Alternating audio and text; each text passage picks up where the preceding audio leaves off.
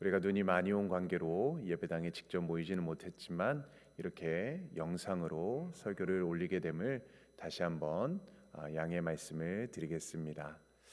그러나 우리가 있는 그 자리에서 환경과 상황에 상관없이 또 오늘도 우리가 마음을 다해서 하나님을 예배할 때 또 영광 받으시는 귀한 예배가 될 줄로 믿습니다. 오늘 우리에게 주신 하나님의 말씀은 역대하 34장 1절에서 13절까지의 말씀이었습니다. 함께 은혜를 나눌 때 더 큰 은혜가, 풍성한 은혜가 우리 모두에게 가득 넘치기를 간절히 소원합니다. 여러분, 한 가정을 떠올려 보시기 바랍니다. 할아버지는 믿음이 참 좋으셨습니다. 아버지도 신앙으로 살려고 힘을 썼습니다. 그런데 그 믿음이 다음 세대까지 이어지는 것이 참 쉽지 않다라는 것을 우리는 알고 있습니다. 우리가 잘 아는 것처럼 집안에 우상이 들어올 때 예배가 끊겨지게 되고 영적 분위기가 완전히 바뀌게 되는 것을 보게 됩니다. 우리가 잘 아는 선한 왕 히스기야 왕을 아실 것입니다. 그는 선한 왕으로 손꼽히는 왕이었습니다. 그런데 그의 아들을 보게 되면 그 므낫세는 완전히 히스기야 왕과는 정반대의 길을 걸어가게 되었습니다. 또한 그의 자손도 아몬도 완전 악을 행하면서 살아갔습니다. 이것을 볼 때 신앙의 유산이 계속 세습된다는 것, 이어진다는 것이 참 쉽지 않은 것을 우리는 보게 되지요. 좋은 믿음의 부모 밑에서 자라났다고 해서 그 자녀가 자동적으로 믿음의 사람이 되는 것은 아님을 보게 되는 것입니다. 그런데도 불구하고 하나님은 거기서 끝내지 않으신다는 것입니다. 완전히 무너졌다라고 생각한 그때 그 자리에서 하나님은 한 아이를 세우시는데요.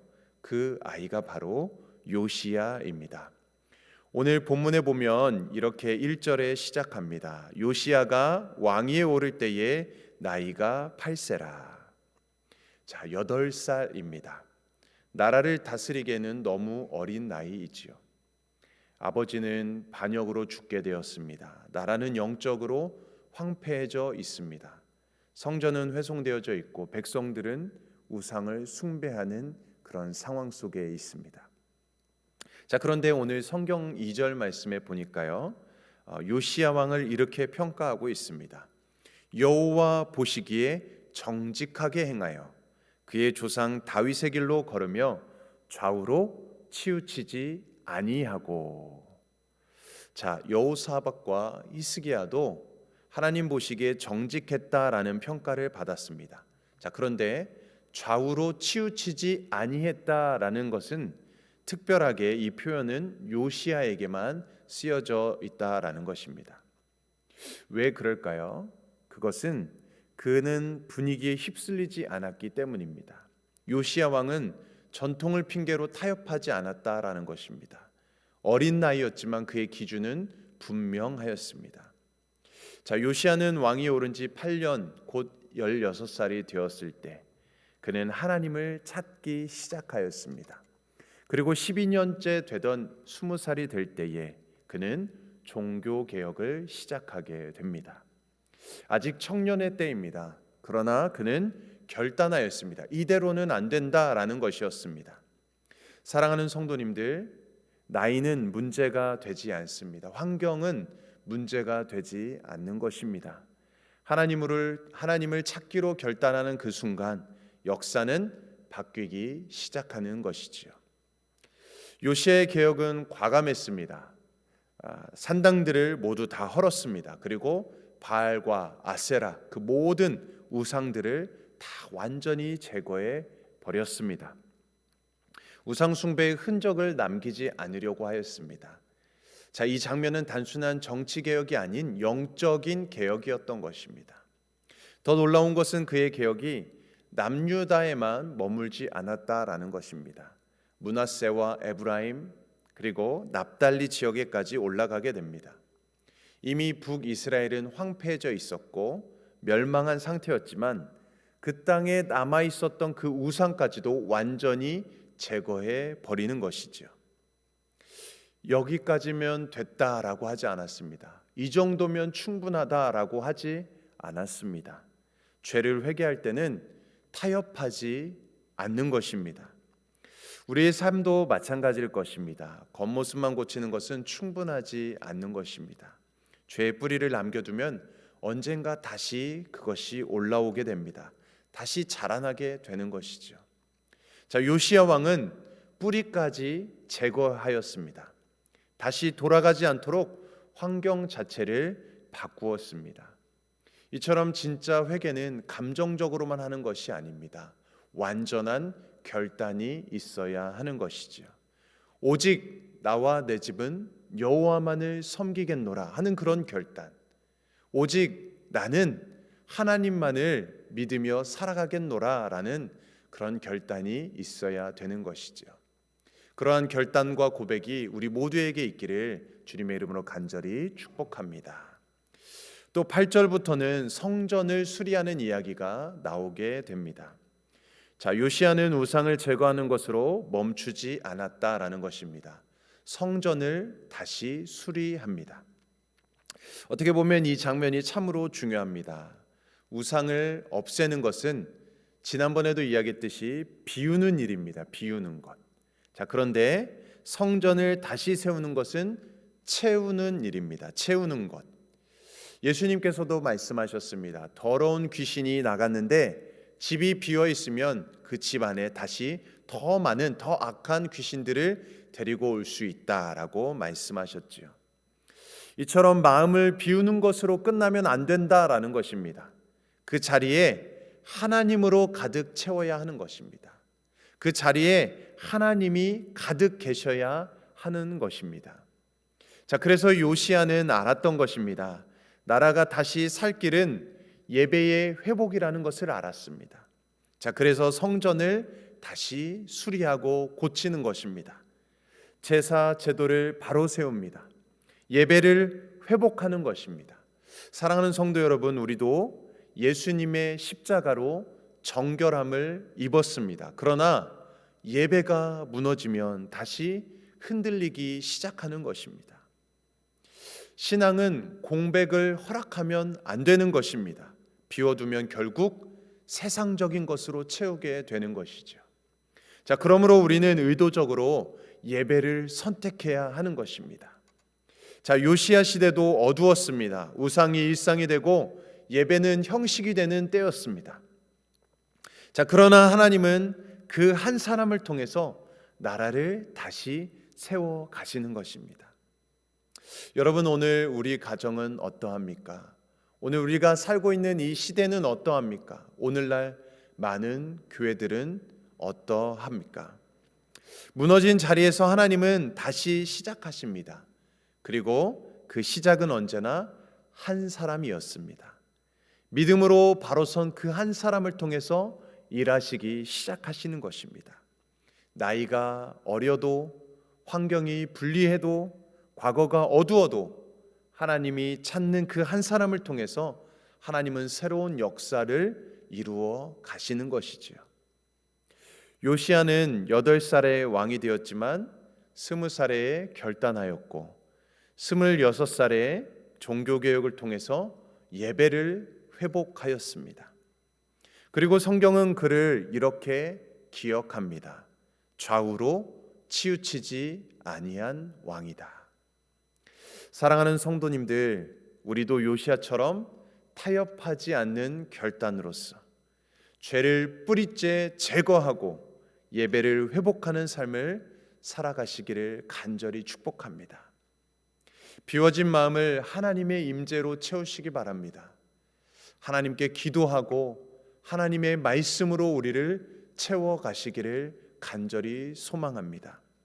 그때 우리의 가정이 살아나게 될 것이고 우리 교회가 살아나게 될 것이고 우리가 속해 있는 그 모든 곳이, 이 땅이 다시 소망을 보게 될 줄로 믿습니다. 그리고 우리는 지금 사순절의 시간을 지나고 있습니다. 사순절은 단순히 절기를 지키는 기간이 아닙니다. 예수 그리스도의 그 십자가를 깊이 우리가 묵상하면서 우리 안에 있는 우상은 없는지 점검하고, 무너진 것은 없는지, 무너진 예배의 자리는 아닌지 다시 한번 우리가 기억하고 점검하면서 우리를 다시 회복시키고 다시 예배 자리로 세워나가는 그런 시간입니다. 요시야 왕이 우상을 헐어버리고 우리도 십자가 앞에서 은밀히 자리 잡고 있었던 그 죄와 타협을 내려놓아야 하는 것입니다.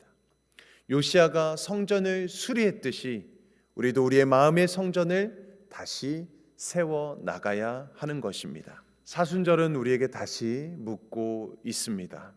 너의 마음에는 지금 무엇이 자리하고 있는가? 십자가 앞에 서면 타협은 설 자리가 없는 것입니다. 자기 합리화는 무너지는 것입니다. 그리고 오직 은혜만 남게 되는 것입니다. 이번 사순절이 단순한 종교적 절기가 아니라 요시야의 개혁처럼 우리의 삶의 실제적인 영적 개혁이 일어날 수 있기를 바랍니다. 좌우로 치우치지 않는 그 믿음으로, 타협하지 않는 그 결단으로 예배를 회복하는 삶으로 우리가 다시 한번 십자가의 길을 따라 걸어가는 저와 여러분들의 삶이 되시기를 주님의 이름으로 간절히 축원드립니다. 아멘. 우리 함께 기도하겠습니다. 거룩하신 하나님 아버지, 요시야처럼 타협하지 않는 결단을 허락하여 주시옵소서. 우리 안에 우상을 보게 하시고 숨겨진 죄를 끌어내게 하시며 미루었던 순종을 시작하게 하옵소서. 무너진 마음의 성전을 수리하게 하시고 예배를 회복하게 하시며 십자가 앞에 겸손히 서게 하여 주시옵소서. 사순절의 이 시간을 통해서 새로운 마음과 결단으로 행여나 영적으로 무너졌던 것들이 있다면 새롭게 세워지는 시간이 되게 하여 주시옵소서. 삶이 변화되어서 주님께 더 가까이 나아가게 하시고 주님의 십자가를 기억하며 좌우로 치우치지 않는 믿음으로 끝까지 주님을 따르는 십자가의 길, 순종의 삶을 살아가게 하여 주시옵소서. 사명자의 삶을 살아가게 하여 주시옵소서. 감사드리며 이 모든 말씀 예수님의 이름으로 간절히 기도드립니다. 아멘. 이 시간에는 우리가 사순절 공동 기도문을 함께 기도하도록 하겠습니다. 거룩하신 하나님 아버지, 오늘도 우리를 십자가 앞으로 부르시는 주님의 은혜를 감사합니다. 사순절의 이 거룩한 여정 가운데 우리 모두가 한 마음으로 주님을 바라보게 하옵소서. 주님, 우리의 마음을 살피시고 정결하게 하옵소서. 분주함 속에 잃어버렸던 기도의 자리로 돌아가게 하시고 익숙함 속에 묻어졌던 감사를 회복하게 하여 주시옵소서. 십자가를 묵상하며 나의 죄를 깨닫고 겸손히 회개하는 심령을 허락하여 주시옵소서. 예수 그리스도의 고난을 기억합니다. 우리를 살리기 위해 자신을 내어주신 그 크신 사랑을 마음에 새기게 하여 주시옵소서. 말이 아니라 삶으로, 결단이 아니라 순종으로 주님의 사랑에 응답하게 하옵소서.